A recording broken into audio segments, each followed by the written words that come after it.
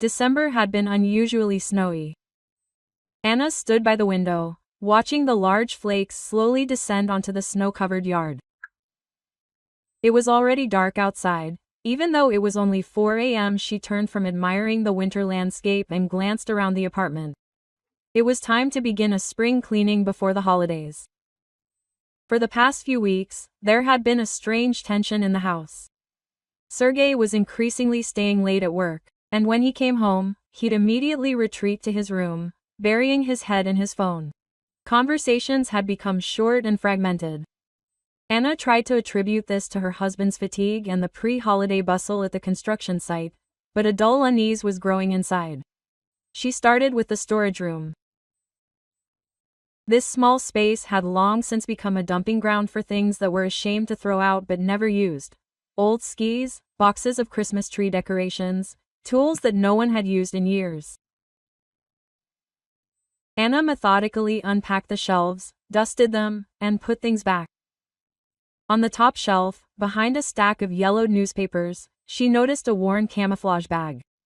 Anna remembered it. Sergei had carried it with him on a fishing trip about 5 years ago, and then bought himself a new, modern backpack. The bag was heavy. Anna pulled it down from the shelf, squatted down, and unzipped it. The first thing she saw made her heart skip a beat. Money.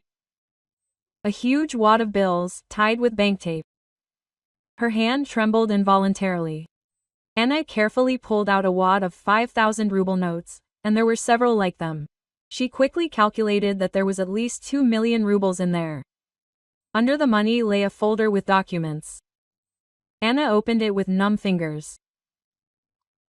A purchase agreement for a 2-room apartment, 48 square meters, in the neighboring area on Sadovaya Street.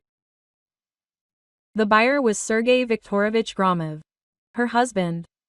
The transaction date was 1.5 years ago. Anna felt the ground shift beneath her. An apartment. What apartment? She and Sergei had discussed many times how nice it would be to buy something bigger, so their daughter Katya could have her own proper room, not a corner partitioned off by a closet in the common room. But Sergei always said there was no money, that everything was spent on living expenses, that he needed to save up a little more. And now it turned out he'd bought the apartment 1.5 years ago and hadn't said a word to her. Her hands continued rummaging through her bag, as if on their own. Receipts from expensive restaurants, places she and Sergei never went to.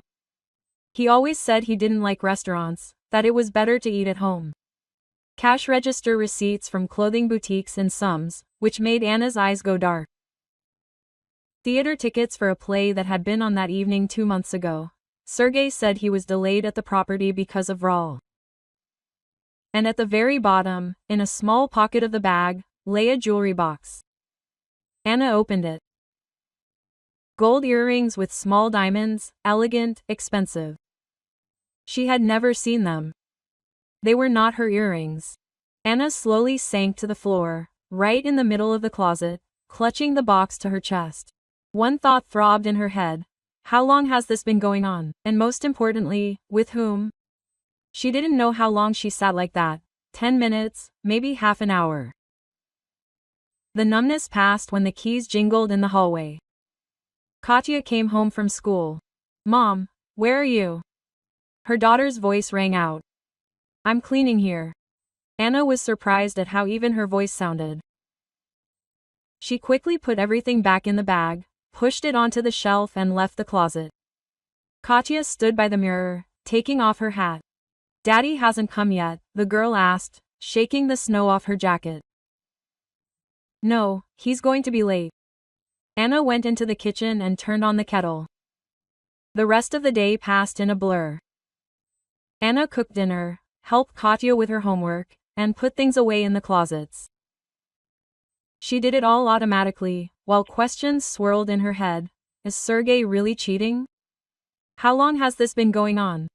That apartment is for his mistress. And where did he get the money? Did he save up all this time while she was skimping on every little thing? Quote.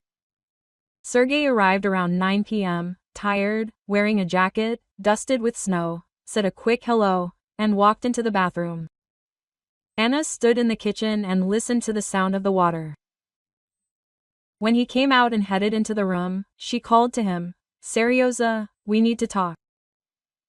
"Now is not the best time, Anya, I'm tired. Let's do it tomorrow." He didn't even turn around. "No." Anna's voice sounded firmer than she expected. "Now. This is important." Sergei froze in the doorway and turned around. She read irritation in his gaze. "What happened? Let's go to the kitchen." "I don't want Katya to hear." They sat down at the table opposite each other. Anna took out her phone and opened the photos of the documents she had managed to take during the day. "Please explain to me what this is." She handed him the phone. Sergei glanced at the screen, and Anna saw his face change. First surprise, then anger. "You were rummaging through my things?" "I was cleaning and found your old bag in the pantry." Anna tried to speak calmly. "Answer the question. What kind of apartment is this?" "It's none of your business." Sergei pushed the phone away. "How is it none of my business? We've been husband and wife for 15 years. We have a daughter together, and you're buying some apartment and hiding it from me. Where's the money coming from? Why didn't you tell me anything?" "I don't have to account for every penny." Sergei got up from the table. "This is my hard-earned money. We're family." Anna also stood up. "Or am I missing something? While I'm skimping on groceries to put a little aside, you're buying apartments and keeping quiet about it." "Who's this apartment for, Serioza?" "For the family," he shouted. "I wanted to make it a surprise. Buy an apartment, renovate it, and move in. But now you've ruined everything with your digging." Anna looked at him and couldn't believe her ears. "Surprise. Keeping quiet about buying an apartment for a year and a half. It's a surprise. If it's a surprise for the family, why don't I see any renovations? Why is the apartment registered only in your name? And what are these receipts from restaurants we never went to?" "I was meeting with work partners there." Sergei looked away. "We were discussing new projects." "Oh, earrings?" Anna took a jewelry box out of her robe pocket. "This is also for business meetings." Sergei turned pale. "This is for Katya. I wanted to give it to her for her birthday." "Don't lie to me." Anna's voice trembled. "Katya wears silver. She's allergic to gold. You know that perfectly well. Who are these earrings for?" "I won't discuss this with you." Sergei turned and headed for the exit. "You're crazy with your suspicions." "Stop." Anna grabbed his sleeve. "We haven't finished talking yet." He jerked his hand sharply, freeing himself, and Anna felt tears sting her eyes. But she wasn't going to cry. "I won't find out the truth now," she said quietly but firmly. Sooner or later. Sergei slammed the door to the room behind him. Anna remained standing in the kitchen, clutching the box with the earrings in her hand. Her entire former life, measured and familiar, suddenly seemed completely different. How many secrets was her husband still hiding? And most importantly, would she ever be able to trust him again? The next few days passed in oppressive silence. Sergei left early in the morning and returned late at night, barely speaking to Anna. Katya sensed the tension in the house and tried to spend more time at her friends'. Anna, meanwhile, couldn't eat or sleep normally. We swarmed in her head, giving her no peace. She tried to remember when it all began, when Sergei changed. Probably 3 years ago. Then he got a job as a foreman on a large construction site, started earning more, but spent less time at home. He said the job required constant presence on site. Anna believed him and was happy that her husband's career was on the rise. And then those weekend fishing trips began. On Saturday morning, Sergei, as usual, was getting ready to leave. Anna intercepted him in the hallway. "Fishing again?" she asked, trying to keep her voice neutral. "Yes," he said, tying his shoelaces. "In this cold, we'll be warm in the house by the lake." Anya, don't start again. Quote, he sighed irritably. I'm not starting anything, I'm just curious. Sergei grabbed his backpack and left without even saying goodbye. Anna went to the window and watched his car go. Something inside her clicked. She couldn't just sit and wait any longer. She had to act. Anna quickly got dressed, threw on her coat, and ran out into the street. She hailed a taxi and gave the address of that very apartment on Sadovaya. The whole way, her heart was pounding so hard it felt like it was about to jump out of her chest. She didn't know what she was going to do, but she knew she had to see it with her own eyes. The house turned out to be new, modern, with security and an intercom. Anna stood in the neighboring yard, from where she had a good view of the entrance. It was cold, the wind pierced right through her, but she didn't pay attention to it. Attention. An hour passed, then two. Anna was already starting to think she had come for nothing when she saw a familiar car. Sergei parked right outside the entrance. He got out of the car and looked around. Anna instinctively hid behind the corner of the building. A minute later, a young woman approached the entrance, slender, tall, wearing an expensive sheepskin coat. Her hair was pulled back into a ponytail. Sergei smiled at her, put his arm around her waist, and they walked into the entrance together. Anna felt herself squirming tightly inside.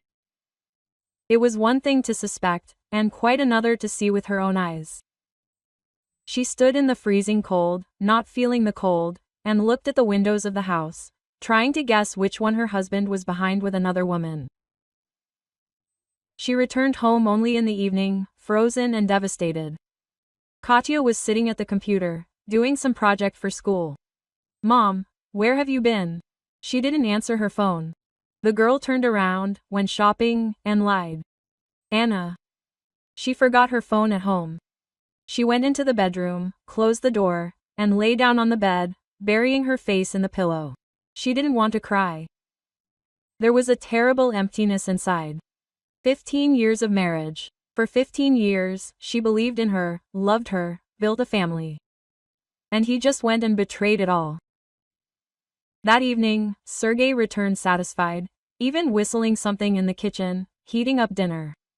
Anna didn't come out to him. She sat in the bedroom and thought about what to do next. She could start a scene, she could demand an explanation, but what good would that do? He would deny it, make up excuses. No, she needed proof. Ironclad proof that he couldn't refute. On Monday, Anna took a day off from work and went to a private detective. She found contacts online and chose an agency with good reviews. The detective, a man in his 50s with a tired face, listened to her calmly, without asking unnecessary questions. Half of our cases are like this, he said, opening his notebook. Let's take it one by one. What do you want to know? Quote, everything, Anna answered. Who is this woman? How long have they been together? What else is he hiding from me? This won't be cheap. I don't care. Name a price. Quote. They agreed on a price and a deadline. The detective asked for photos of Sergei, the car's license plate number, and the addresses where he spends time. Anna gave all she could. They promised to give her a full report in a week. That week dragged on excruciatingly long. Anna tried to act as usual so that Sergei wouldn't suspect anything. She cooked, cleaned, went to work, talked with Katya, but inside she was seething. Every time her husband picked up his phone, she wanted to snatch it and look through the messages. Every time he said he was running late, she imagined him with that woman.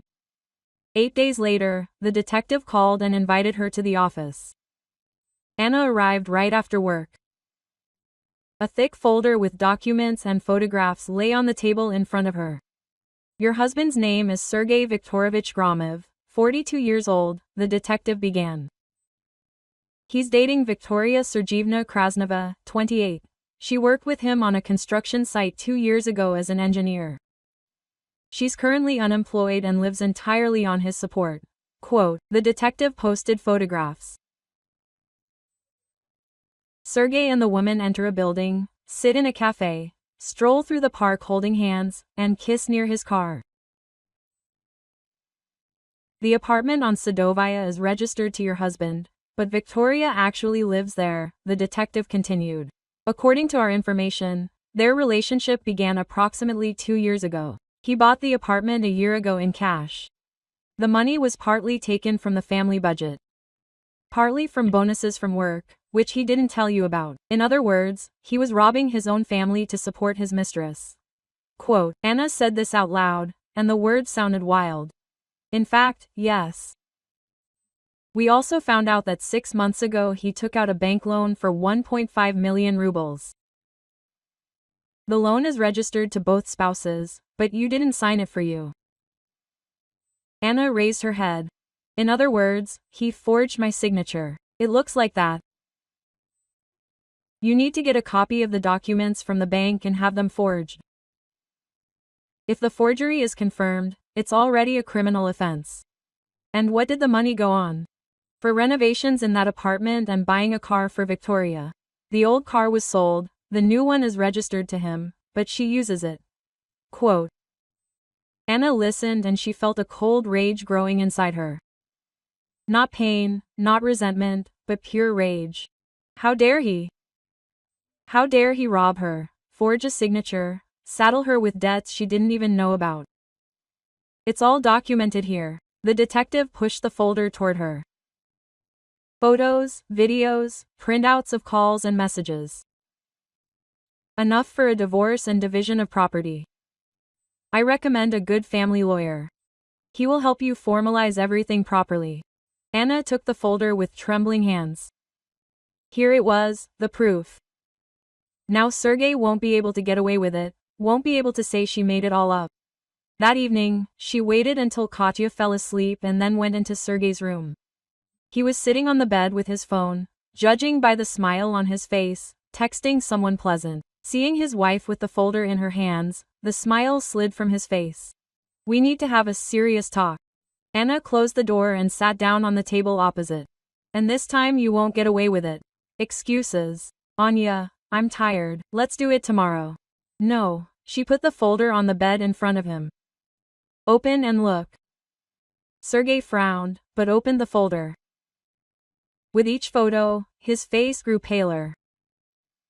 He flipped through the pages, and Anna saw how he was trying to think. What to say? It's not what you think, he finally squeezed out.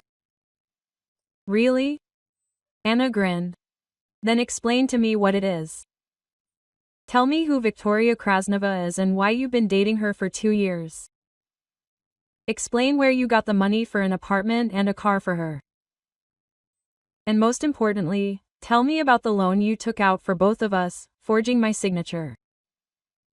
I didn't forge your signature, Sergei tried to object, but his voice sounded uncertain.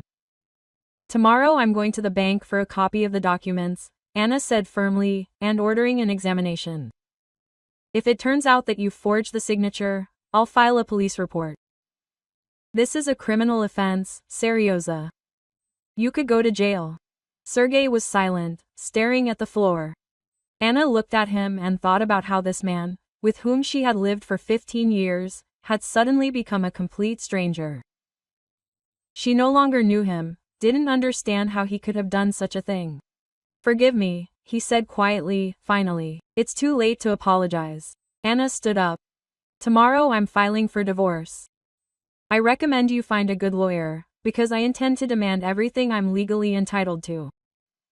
She left the room, carefully closing the door behind her. Her chest burned, her hands shook, but she didn't cry. The tears had run out. Now the fight began. In the morning, Anna woke up with a clear head and a firm resolve.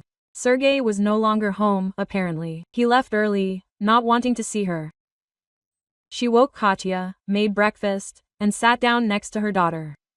Katyusha, we need to have a serious talk, Anna began, pouring tea. The girl looked up at her with worried eyes. Did something happen? Yes, Dad and I were getting divorced. Anna took her daughter's hand. I know it's hard, but it's best for everyone. Because of what? Katya's voice was shaking. Dad's seeing another woman. For 2 years now. He's been hiding it from us. Anna didn't want to go into details, but she believed that her 14-year-old daughter had the right to know the truth. I can't live with this. I'm sorry. Katya was silent, looking at her plate. Then she looked at her mother. I knew something was wrong. You've hardly spoken lately. She wiped away the tears that had welled up. Mom, I'm with you. Whatever happened, Anna hugged her daughter and for the first time in days felt relief. At least Katya was on her side. That's the main thing. After Katya left for school, Anna went to the bank. Obtaining copies of the loan documents, it turned out, required more than just various certificates and statements, but she insisted, explaining that she suspected fraud. By lunchtime, she had a package of documents in hand. The signature on the contract was indeed not hers. Similar, but not identical. Sergei had done his best, but there were still differences in the emphasis and the intricacies of the letters. Anna photographed the documents and went to the lawyer the detective had recommended. The lawyer, Marina Petrovna, turned out to be a woman of about something years old, with a penetrating gaze and a confident demeanor. She listened attentively to Anna's story and examined all the documents and photographs. Quote, "This is an unpleasant case, but you have a very strong position," she finally said. Infidelity, concealment of income, forged signature on the loan agreement. We can demand not only a division of property in your favor, but also compensation for moral damages. We will also file a police report for fraud. I want him held accountable for everything he did, Anna said firmly. Okay, let's start with the divorce and property division claim. We'll also file a fraud claim. The apartment on Sadovaya Street formally belongs to your spouse, but since it was acquired during the marriage, half of its value should be compensated to you. You're also entitled to half of any income he concealed. Child support is a separate item, and the loan. If an expert assessment confirms the signature is forged, you won't be liable for this debt. Moreover, the bank will file a claim against your spouse, which will strengthen our position in court. They talked for over 2 hours, discussing all the details. Anna signed the representation agreement and left the office feeling like she was finally doing the right thing. That evening, Sergei tried to talk to her. He came into the kitchen where Anna was preparing dinner and stood next to her, fidgeting. Quote, Anna, let's discuss this calmly, he began conciliatorily. I know it's my fault, but let's not let it get to the point of divorce. Think about Katya. She needs a complete family. Katya doesn't need a liar for a father, Anna snapped, not looking up from the cutting board. And I don't need a cheating husband. I'm not a cheater, Sergei flared up. I just took out a loan. It's not a crime. You forged my signature. Anna turned to him. Tomorrow I'll take the documents for examination. If it's confirmed that the signature isn't mine, you'll be held accountable under the law. Are you crazy? Sergei turned pale. Do you want to put me in jail? I want justice. Anna returned to chopping vegetables. You stole from your family for 2 years. Saved money for your mistress while I counted every penny. Took out loans in my name without my knowledge. Bought apartments and cars for another woman. And now you're asking me to think about my family. Where were you when you betrayed this family? Sergei remained silent. Anna saw the muscle in his jaw twitch. It was always like that when he was angry, but he knew he was wrong. Quote, I can fix everything, he tried again. Parvo with her, I'll sell that apartment. We'll start all over again. It's too late. Anna put the knife down and looked her husband in the eyes. Even if you broke up with her, even if you returned all the money, I won't be able to trust you anymore. Do you understand? Trust is broken. It can't be restored. So, 15 years mean nothing to you. Did you reset these 15 years? Not me. Anna felt anger rising inside her again. Don't shift the blame onto me. You made a choice 2 years ago when you started this relationship. You didn't choose family. So don't you dare blame me now. Sergei turned and left the kitchen. 10 minutes later, the front door slammed. He was gone. Anna leaned on the countertop and sighed deeply. Each conversation like this exhausted her, but she knew she had to stand her ground. Now was not the time for weakness. The next day, she took the documents to a handwriting expert. The expert said the results would be ready in 2 weeks.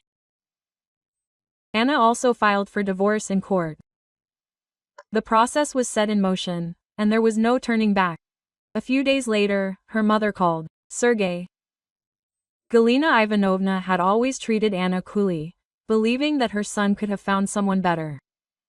Now, however, there was open indignation in her voice. Anna, what are you doing? She began without greeting.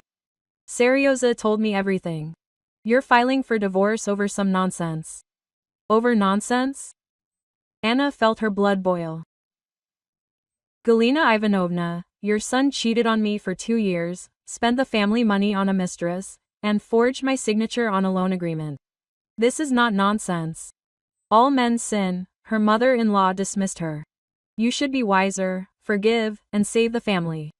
Think about your granddaughter. She needs a father. Katya needs an honest father, not a liar. Anna clutched the phone in her hand. And I'm not going to live with a man who betrayed me. You're the bad wife. Galina Ivanovna couldn't take it anymore. She's let herself go. She neglected the house. That's why he cheated on her. It's her own fault. Goodbye, Galina Ivanovna. Anna hung up, not wanting to listen to any more accusations. Her hands were shaking with indignation. How dare they all blame her for her husband's infidelity? She worked, ran the household, raised their daughter, saved on everything so that the family would have a future, and he spent the money on his mistress. And now it was her fault. That evening, Anna told her best friend Olga about the call. They had been friends since school, and Olga had always been there for them in difficult times. Quote, forget about this old card, Olga said, pouring tea for them both. She always thought her son was perfect. Quote, the main thing is that Katya supports you. How is she, by the way? She's holding up well. Anna smiled. She hardly even talks to her father. She told him to his face that he did the wrong thing. Smart girl. She takes after her mother. Olga covered her friend's hand with hers. Anya, I'm proud of you. You're incredibly strong. Many in your place would have given in, forgiven, and swallowed the insult. But you stand your ground. I can't do otherwise, Anna admitted. If I back down now, he'll think he can do whatever he wants to me, that I'll put up with it, but I don't intend to. I have my dignity. That's right. And if you need help, financial or otherwise, you can always count on me. Thank you, Olya. You're a true friend. A few more weeks passed. The expert examination confirmed that the signature on the loan agreement had been forged. Anna filed a police report. An investigation was launched. Sergei tried to persuade her to withdraw the report, promising to return all the money, but Anna was adamant. The divorce trial was scheduled for early spring. Sergei hired a lawyer who tried to prove that the apartment on Sadovaya was purchased with his personal funds and was not subject to division. But Marina Petrovna presented evidence that the money had been taken from the family budget. She also demanded compensation for emotional distress and alimony equal to 30% of Sergei's entire income. On the day of the trial, Anna arrived accompanied by a lawyer. Sergei sat on the other side of the courtroom, avoiding her gaze. The judge carefully reviewed all the documents and listened to both sides. The trial dragged on for several hearings, but ultimately, the decision was in Anna's favor. The court ordered the marriage to be dissolved, awarded Anna their shared apartment, and compensation equal to half the value of the apartment on Sadovaya Street. Sergei was also ordered to pay alimony to Katya and repay half the debt on the loan he had illegally taken out. A criminal case for fraud was opened based on the police report. When it was all over, Anna walked out of the courtroom and breathed a sigh of relief. It felt like a huge weight had been lifted. Yes, there were still difficulties ahead. She had to wait for the payments, pay off the loan, and adjust to her new life. But the worst was behind her. "Mom, did you make it?" Katya hugged her on the street near the courthouse. Quote, "We made it," Anna corrected, kissing her daughter on the top of her head. "Thank you for being with me." That evening, they sat at home together, drinking hot tea and looking out the window at the falling snow. Anna thought about how unpredictable life really is. Just a few months ago, she couldn't have imagined that everything would change so much, that her measured, calm life would collapse in an instant. But, strangely enough, she didn't regret it. Yes, it was painful. Yes, it was scary. But she got through it, didn't break down, stood up for her rights. And now a new life was opening up before her. A life where she creates her own happiness, where she doesn't have to turn a blind eye to lies and betrayal. Quote, "Mom, what's next?" Katya asked, snuggling up to her mother. "Then we live," Anna answered simply. "You study, finish school, go to college. I work, maybe I'll find some new hobby. We travel, enjoy life, spend time together. We just live and enjoy every day." "Sounds good," Katya smiled. Yes, Anna smiled too. Quote, "Sounds very good." She looked at her daughter, and hope shone in her eyes. Yes, the past cannot be returned, but the future is in your hands. And Anna was ready to fight for this future, to build it anew, to make it happy. She proved to herself that she was capable of much. And this was only the beginning of a new journey. Thank you for listening to the end. If you found this story interesting, subscribe to the channel and like it so you don't miss new videos.